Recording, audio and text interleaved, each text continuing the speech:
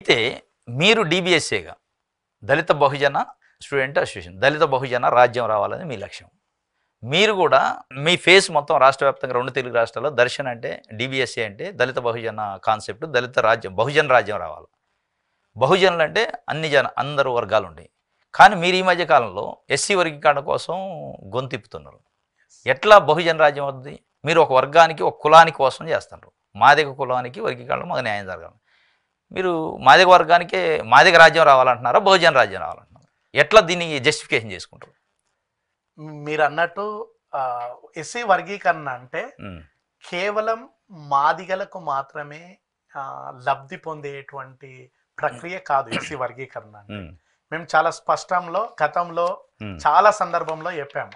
SC వర్గీకరణ కోసం పోరాటం చేస్తే అంటే బహుజన రాజ్యాధికారం కోసం, దళిత బహుజన రాజ్యాధికారం కోసం మీరు పోరాటం చేసినటువంటి మీరు వర్గీకరణ కోసం మీరు ఎందుకు చేస్తా ఉన్నారని మీరు అడుగుతున్నారు. చీలిక కదా సమాజం. మేమేమంటా ఉన్నామనంటే దీన్ని అంటే రాంగ్ ట్రాక్ లో కొంతమంది రాంగ్ గా చర్చ చేస్తా ఉన్నారు. మేము మా డిబిఎస్ఐ డిఎంఎస్ఐ భీమ్రం వ్యవస్థాపక అధ్యక్షులు డాక్టర్ నలిగంటి శరత్ చమార్ గారు బహుజన రాజ్యాధికారం రావాలనే గత ఒక 15 ఏండ్లుగా పోరాటం చేస్తా ఉన్నారు.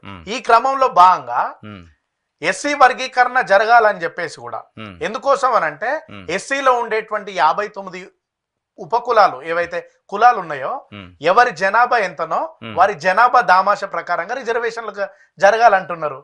ఈ వర్గీకరణ ఉద్యమంలో మేము ఉన్నాం కదా, ఉన్నందుకు మేము బహుజన రాజ్యాధికారం కోసం అంటే మేము వ్యతిరేకము అన్నట్టుగా చేయడం అనేది కరెక్ట్ కాదండి. అది కరెక్ట్ కాదు. వర్గీకరణ జరగాలి. ఈ వర్గీకరణ అనంతరం బహుజన రాజ్యాధికారం కోసం పోరాటం అనేటువంటిది ఉంటది. వర్గీకరణ అంటే కేవలం మాలమాదిగా గొడవలాగా ఈ సంఘర్షణ చేసేటువంటి అంటే మాలమాదిగలకే పోరాటం జరుగుతున్నది అనేటువంటి రాంగ్ మెసేజ్ బయట చర్చ జరుగుతూ ఉన్నది. దీన్ని నేను ఖండిస్తా ఉన్నాను. మీరు ఖండిస్తున్నారు, కరెక్టే. ఇప్పుడు బీసీలు ఉన్నారు, కొన్ని వందల కులాలు ఉన్నాయి. బీసీలను పదే మీరు దళిత బహుజన వర్గాలు రండి కలిసి మనం బహుజన రాజ్యం ఏర్పాటు చేసుకుందాం, మన రాజ్యాధికారానికి వద్దాం అంటారు. ఏ లెక్కలో రావాలా?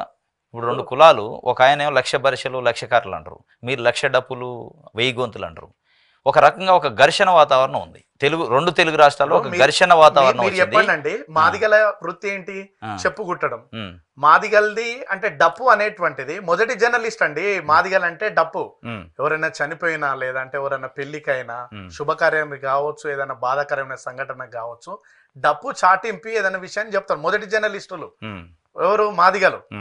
ఈ క్రమంలో భాగంగా మాదిగ వాళ్ళ గొంతు, మాదిగల యొక్క అస్తిత్వాన్ని, ఆత్మగౌరవాన్ని చూపించేందుకు సుప్రీంకోర్టు ఇచ్చిన తీర్పును అమలు చేయాలి ప్రభుత్వాలు అనేటువంటి ఉద్దేశంతో పెద్ద ఎత్తున 1000 గొంతులు 1,00,000 డప్పులతోటి హైదరాబాద్ లో ప్రపంచంలో ఎక్కడ జరగనటువంటి ఒక సాంస్కృతిక పోరాటాన్ని ఈ హైదరాబాద్ కేంద్రంగా ఇక్కడ నుంచి ప్రభుత్వానికి ఒక గట్టి మెసేజ్ ఇవ్వడం కోసం ఈ క్రమంలో మీరు అంటా ఉన్నారు కదా, ఇప్పుడు వాళ్ళు 1,00,000 బరిసెలు అన్నారు అనుకోండి, అది ప్రజాస్వామ్య స్ఫూర్తికి నిదర్శనమా? అది హింసకు ప్రేరేపిస్తుంది. అది హింసకు ప్రేరేపిస్తుంది. 1,00,000 బరిసెలు అంటే మీరు కూడా ఒక న్యాయబద్ధంగా చేయమనండి పోరాటం. ఇందులో న్యాయం ఉన్నది, అందులో న్యాయం లేదు. ఇందులో న్యాయం ఉన్నది, అందులో న్యాయం లేదు. మేము అంటా ఉన్నాం చాలా క్లారిటీగా, ఈ వర్గీకరణ సమస్యకు ముగింపు పలకాలి. ముగింపు పలికిన అనంతరము మనం అన్నదమ్ముల్లాగా కలిసి తనదనంతరం బహుజన రాజ్యాధికారం కోసం పోరాటం చేద్దాం. ఇప్పుడు మనం విడిపోదాం అనట్లేదు కదండి, విడిపోదాం అనట్లేదు. వాటాలు పంచుకుందాం అంటున్నాం. వాటాలు పంచుకుందాం. ఎవరి జనాభా ఎంత ఉండదో ఆ జనాభా దామాష ప్రకారంగా రిజర్వేషన్ ఫలాలు అందాలంటున్నాం. అంత మాత్రాన ఇప్పుడు మాలలకు వ్యతిరేకం కాదు కదండి. ఇప్పుడు మేమున్నాం, మా డిబిఎస్ఏ సంఘంగా గాని వర్గీకరణ జరగాలంటున్నాం. అందరూ 59 కులాలకు ఎస్సీలో ఉండేటువంటి 59 కులాలకు రిజర్వేషన్ ఫలాలు అందాలంటున్నాం. మేము వర్గీకరణ మద్దతు ఇచ్చినంత మాత్రాన రాజ్యాధికారానికి మేము వ్యతిరేకం కాదండి, చాలా క్లారిటీగా చెప్తా ఉన్నాం. కానీ ఆ స్పిరిట్ పోతుంది కదా. మేము అప్పటి నుంచి కూడా డాక్టర్ నలిగంటి శరత్ చమార్ గారు చెప్తా ఉన్నారు చాలా క్లారిటీగా, మా లక్ష్యం బహుజన రాజ్యాధికారం. ఈ క్రమంలో భాగంగా వర్గీకరణతో కూడినటువంటి రాజ్యాధికారం రావాలా. వర్గీకరణతో కూడినటువంటి రాజ్యాధికారం ఎట్లా? ఇప్పుడు 59 కులాలు ఉన్నాయండి.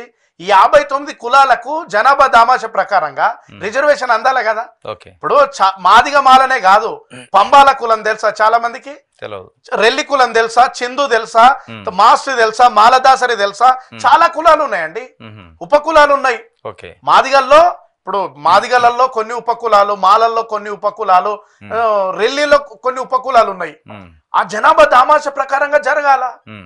కాబట్టి దీన్ని అంటే మాల మాదిగగా గొడవ పెట్టి దీన్ని అంటే వీళ్ళు రాజ్యాధికారం, బహుజన రాజ్యాధికారం కొట్లాడేటువంటి వీళ్ళు కూడా వర్గీకరణకు సపోర్ట్ చేసినంత మాత్రాన రాజ్యాధికారానికి వ్యతిరేకమని రాంగ్ మెసేజ్ క్రియేట్ చేసి వర్గీకరణ జరగకుండా చేసేటువంటి